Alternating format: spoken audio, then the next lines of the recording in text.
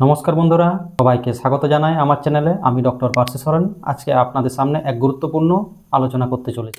আমরা দৈনন্দিন জীবনে অনেক সমস্যার সম্মুখীন হই, যেমন বাড়িতে রান্না করতে গিয়ে মায়েদের হাত পুড়ে যাওয়া, কিংবা বাচ্চারা খেলতে গিয়ে চোট আঘাতের সমস্যাজনিত কোনো কারণ, কিংবা বাচ্চাদের হঠাৎ সর্দি কাশি জ্বর। এইসব সমস্যাগুলো যখন হঠাৎ করে আসে, তখন যদি আমাদের বাড়িতে কয়েকটা এমার্জেন্সি হোমিওপ্যাথি ওষুধ রাখা যায়, সেক্ষেত্রে আমাদের অনেক উপকারী হবে। যেসব হোমিওপ্যাথি ওষুধের কথা বলবো, সেই ওষুধগুলো আপনারা প্রাথমিকভাবে বাড়িতে ব্যবহার করতে পারেন।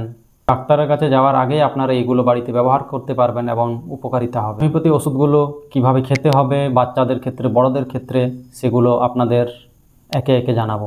সব ওষুধগুলোর কথা বলবো, সেগুলো প্রাথমিকভাবে আপনারা বাড়িতে ব্যবহার করতে পারেন। যদি সমস্যা খুব গুরুতর হয়, তাহলে আপনারা অবশ্যই ডাক্তারবাবুর পরামর্শ নেবেন।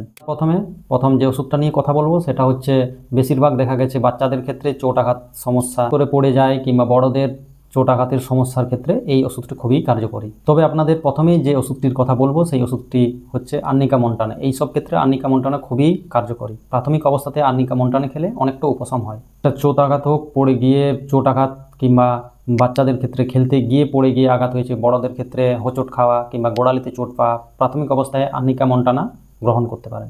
বড়দের ক্ষেত্রে আর্নিকা 200 পটেন্সি 3 বার 1 ফোঁটা করে খেতে হবে।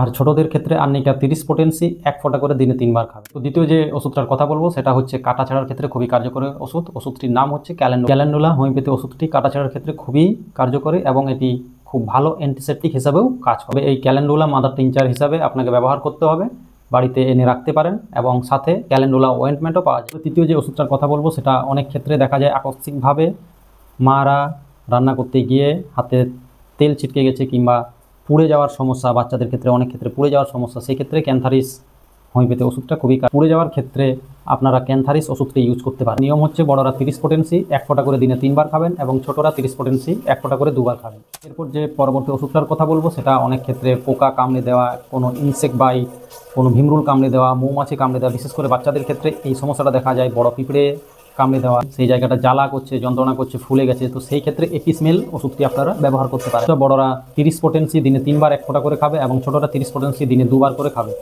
তবে এই ক্ষেত্রে আপনারা ডাক্তারের পরামর্শ অবশ্যই নেবেন, কারণ কামড়ানোটা বোঝা যায় না কিসে কামড়েছে। ইনসেক্ট বাইট হতে পারে, কিংবা কোনো আননোন বাইট হতে পারে, তো সেক্ষেত্রে আপনারা অবশ্যই ডাক্তারের পরামর্শ নেবেন। এরপর পরবর্তী যে সমস্যার কথা বলবো, সেটা হচ্ছে হঠাৎ করে জ্বর, সর্দি কাশি, ঠান্ডা লাগা। এইসব সমস্যায় আমরা অনেকেই ভুগে থাকি। হঠাৎ করে জ্বর চলে আসা, হঠাৎ করে সর্দি কাশি। তো প্রথম অবস্থায় একোনাইট মেডিসিনটি খুবই কার্যকারী।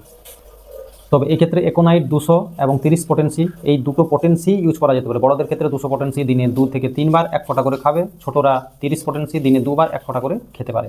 তবে একোনাইট ওষুধটি প্রথম ব্যবহার করা যেতে পারে প্রাথমিকভাবে, একদম একুইট ফেজে, কিংবা হঠাৎ করে চলে এসছে, কোনো কারণ ছাড়াই জ্বর সর্দি কাশি চলে এসছে, সেক্ষেত্রে একোনাইটটা আপনার। পরবর্তী যে ওষুধটার কথা বলবো, সেটা হচ্ছে রাক্সটক্সের ক্ষেত্রে বর্ষাকালে বেশি সমস্যাটা দেখা যায়।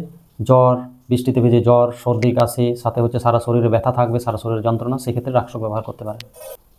বড়দের ক্ষেত্রে রাক্সক 200 পটেন্সি দিনে 3 বার 1 ফোঁটা করে, ছোটদের ক্ষেত্রে 30 পটেন্সি দিনে 2 বার 1 ফোঁটা করে। পরবর্তী যে ওষুধটার কথা বলবো, সেটা হচ্ছে ব্রায়োনেও কিন্তু জ্বর, সর্দি কাশি, গলা ব্যথা, এইসব ক্ষেত্রে ব্রায়োনেও খুবই কার্যকারী।